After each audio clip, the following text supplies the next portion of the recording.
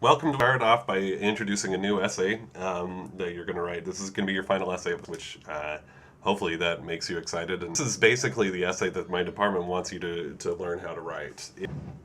It's I call it, that stands for persuasive research essay, but I'll probably refer to it as PRE, and I've done it for a long time like that. So, yeah, this is the end goal of this is that, but also that you can apply that research to a convincing essay. And so, yeah, these can be really fun. I think you can do a lot with them. So, what I want to do right now is just go over this assignment description, and then I'm going to post up another video talking about ethos, pathos, and logos, and so you'll have the opportunity to watch both of these. Just a word about the schedule and what we're going to be doing with these. So you turned in your tipping point essays as late as last night. I will get them this week. I hope to have them done within this week. So hopefully by next Monday or Tuesday, I'll be done with all of them. Just so you know, in case you're wondering, I read them in the order that they come to me. So if you turned it in early, there's a good chance I'll have it done earlier. If you used an extension day, I probably won't get it done until Monday or Tuesday of next week, which is fine. So yeah, be expecting that. And just so you kind of know what I'm doing for the rest of the term. So just so I can show you this down here. This essay is going to be due. It's due June 18th at 11:55. Which, if we look at a calendar, maybe just a second. Okay. So that's actually going to be due Monday, the Monday of the last week of class at 11:55. Okay. Now, well, the second to the last week of class, actually. Sorry, I mean the last week of class. That's what I meant. So, and it's due the Monday, so it's not due the last day of class. What I'm expecting you to do here with these last few days of class is to just make sure I have everything. If you want to revise, you'll have up until that Friday to revise an essay, and just give you a little bit of wiggle room and gives me a little bit of time to grade. I noticed that at least one of you have turned in revisions. I will get to those shortly. I'm hoping to get to them tomorrow. And that's great. Keep on doing those things. So if you have any revisions on your object essay, I can look at those at any time. So yeah, that's how that's going to work with this essay. So it's a tall order, but you guys have done it well all term long with having a lot to do. So, okay, so let's just go over this essay just a little bit, what it is that I'm expecting. I'll let you mostly read this on your own, but just briefly, I use Martin Luther King's a call, or no, I'm sorry, letter from Birmingham Jail to kind of introduce this essay. If you haven't read it already, it's in the public access. You could do a search for it, and it would bring it up, and it's definitely worth looking at. But essentially, what I want you to do is I want you to find a topic that is important to you. Okay. Once again, I don't want you to try and pick a topic that I think is important. I want you to pick one that's important to you. Obviously, King picked the civil rights issue because he was somebody who lived through the injustices of that daily and was able to write about it convincingly. I think one of the biggest mistakes that I see in these essays is that people refuse to write about something they're actually interested in. So make sure it's something that you actually do want to argue. For examples down here, if you look at the examples I've listed here, I've had a student.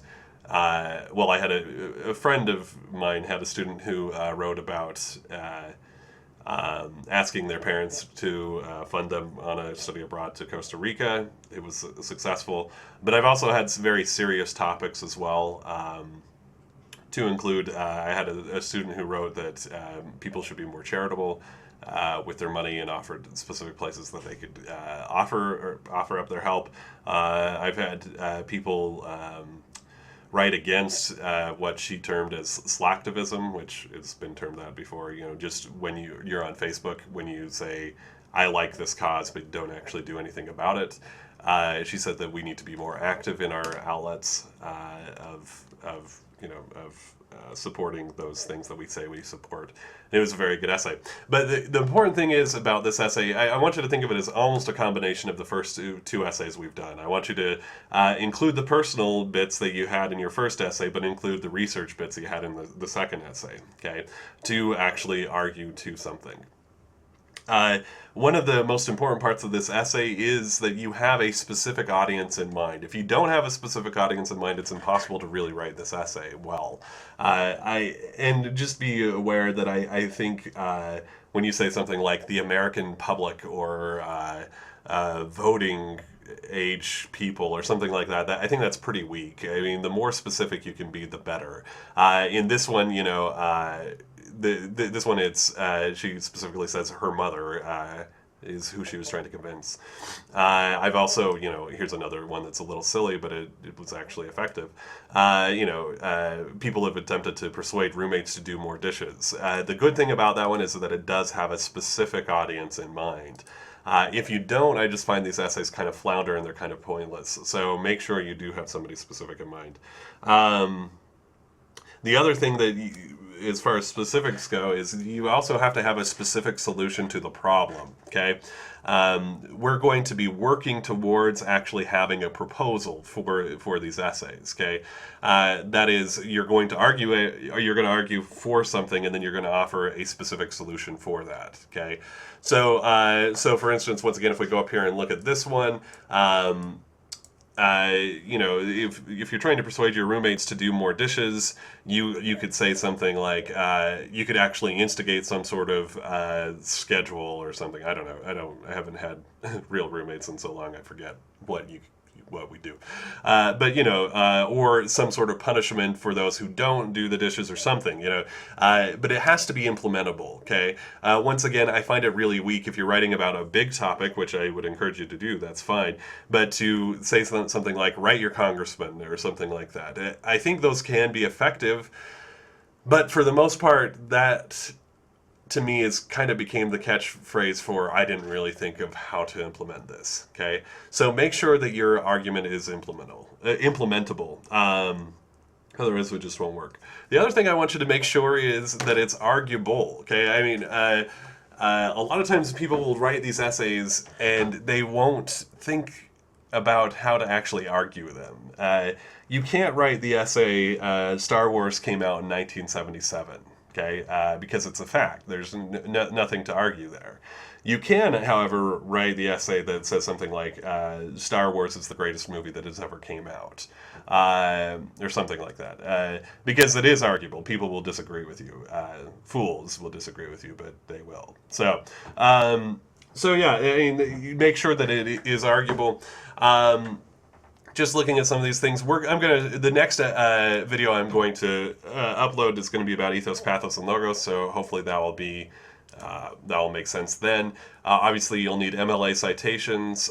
You'll have less to no time. You'll have really no time to revise these. So make sure you have things like MLA citations. I'd hate to fail you just because of that on this. You need at least 4 outside sources. It needs to have an engaging title. Don't not title your essay or title it PRE or something stupid like that. The other thing that I want you to do is, that I'm not seeing here, is that you need to also include a rebuttal section when appropriate, okay? So I want you to acknowledge the other side, see what they've said about your topic, and hopefully dismantle their argument as well. I think that one of the misconceptions about rebuttals is that you pick their weakest argument and try and dismantle that. I think 10 times out of 10 it's more effective to actually pick their best argument and dismantle that, because if you can dismantle that, usually you can dismantle anything they would say. So I want all of those things in there. Next week I'll go over structure a little bit more, but I'm going to show you how to build it off of the 5-paragraph essay like I did with the last essay. So expect that. The readings are as follows. You'll be able to figure this out as you go. Okay, but not much has changed. You do have a proposal due on June 8th. Let's look at that really quickly. Okay. And I just want you to basically kind of do what you did with the last proposal. I want you to include your thesis statement, specifically who your audience is, evidence backing your thesis statement or argument, possible rebuttals, and if you want to, you can give me a brief history of your chosen topic just to prove that you understand the context of it, and a list of places you've searched for information. This could help you out with as you're actually trying to research.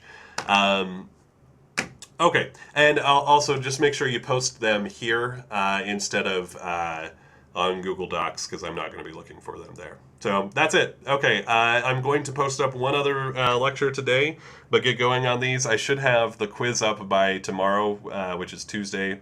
I guess Tuesday the 5th.